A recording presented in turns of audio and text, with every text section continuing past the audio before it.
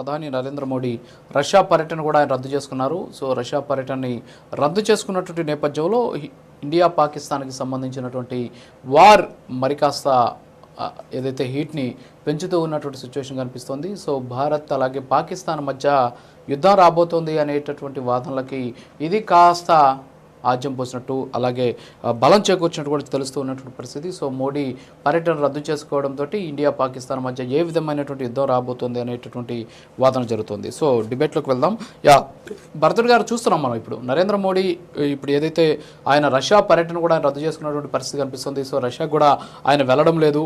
Russia పర్యటనని రద్దు చేసుకున్నటువంటి పరిస్థితులు చూస్తుంటే ఏంటి నిజంగా యుద్ధం అనివార్యమయ్యేటటువంటి అవకాశాలు కనిపిస్తున్నాయి. మరి ఏ రకమైన యుద్ధం అయి ఉండొచ్చు? అది సర్జికల్ స్ట్రైకా, లేకపోతే నిజంగానే పాకిస్తాన్ని తుదముట్టించేటటువంటి ప్రయత్నమా, లేకపోతే ఉగ్రవాదులను కోకటి వేళ్లతో సహా పెగిలించేటటువంటి ప్రయత్నం, ఎలాంటి యుద్ధం అయి ఉండొచ్చు అనుకోవచ్చు? సార్, మన ప్రధాని మోదీ గారి రష్యా పర్యటన రద్దు అనే వార్త విన్న తర్వాత మరి మన కేంద్ర మంత్రి అశ్విని వైష్ణవ్ గారు దాన్ని వెల్లడించే వరకు కూడా మనం ఏమీ చెప్పలేం. కానీ మరి నా వరకైతే దీనిలో చాలా కఠినతరమైన నిర్ణయాలు ఉండొచ్చని నా అభిప్రాయం అండి.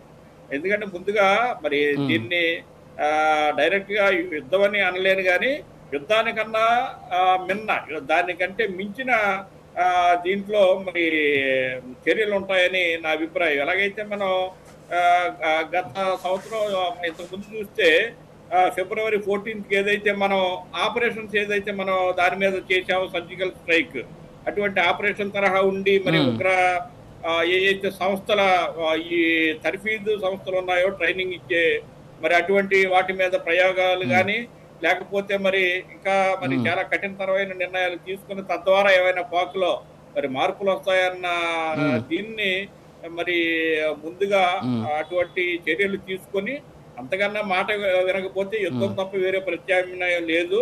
అంతకుముందు మరి తీసుకునే చర్యల ద్వారా మరి పాక్ని బయట ఉన్న ఏదైతే దేశాలు ఉన్నాయో వాటి ముందు కూడా ఎండగట్టాల్సిన పరిస్థితి అండి. ఎందుకంటే మనం ఇక్కడ ఏంటంటే సార్, యుద్ధం చేయడం వల్ల ఫిజికల్ గా నష్టం వస్తుంది, ఫినాన్షియల్ గా నష్టం వస్తుంది.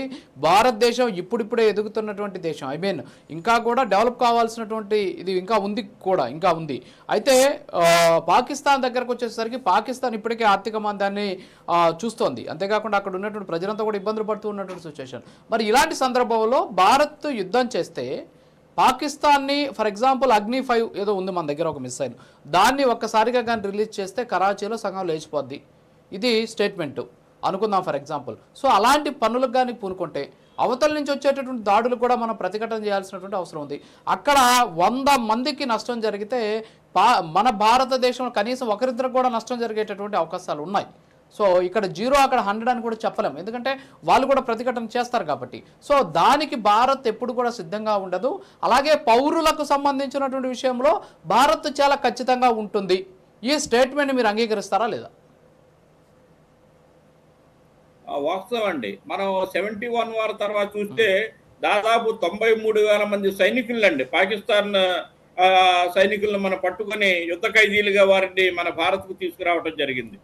అధునాతన మనకి ఏదైతే ఆయుధాలు ఉన్నాయో అవి లేని సందర్భంలో కూడా మన పాక్ని చిత్తుగా ఓడించిన పరిస్థితులండి.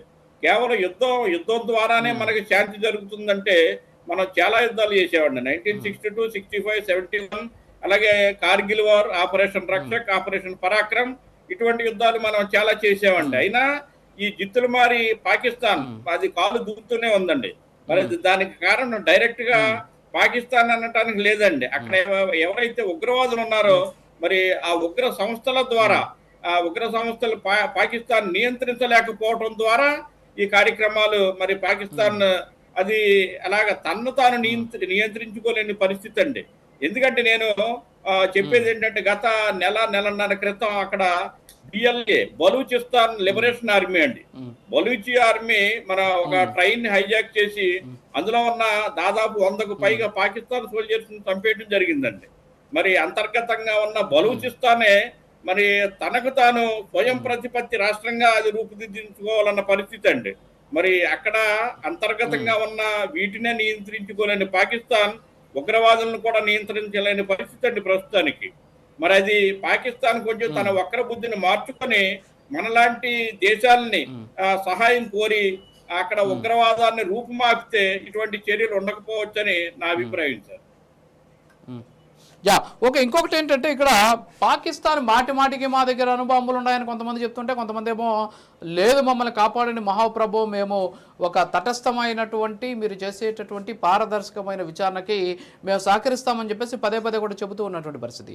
సో ఇవన్నీ కూడా మనం పరిగణలోకి తీసుకుంటే నిజంగా పాకిస్తాన్ చర్యలు ఉన్నంత వరకు కూడా భారత్ పాకిస్తాన్ మీద సైనిక దాడికి దిగకపోవచ్చు అనేటటువంటి వాదన కూడా వ్యక్తమవుతుంది. అలాగని చెప్పేసి ఖాళీగా కూర్చోకుండా ఏదైతే ఉగ్రవాదుల మీద వేట కొనసాగేటటువంటి అవకాశాలు కనిపిస్తున్నాయి, సర్జికల్ స్ట్రైక్ లాంటివి చేసి ఏదైతే పాకిస్తాన్ సంబంధించి పిఓకే ఏదైతే ఉందో పాక్ ఆక్రమిత కాశ్మీర్లో ఉన్న దాదాపు 48 టెర్రర్ లాంచ్ ప్యాడ్స్ను కూడా ఆర్మీ గుర్తించినటువంటి పరిస్థితి ఉంది.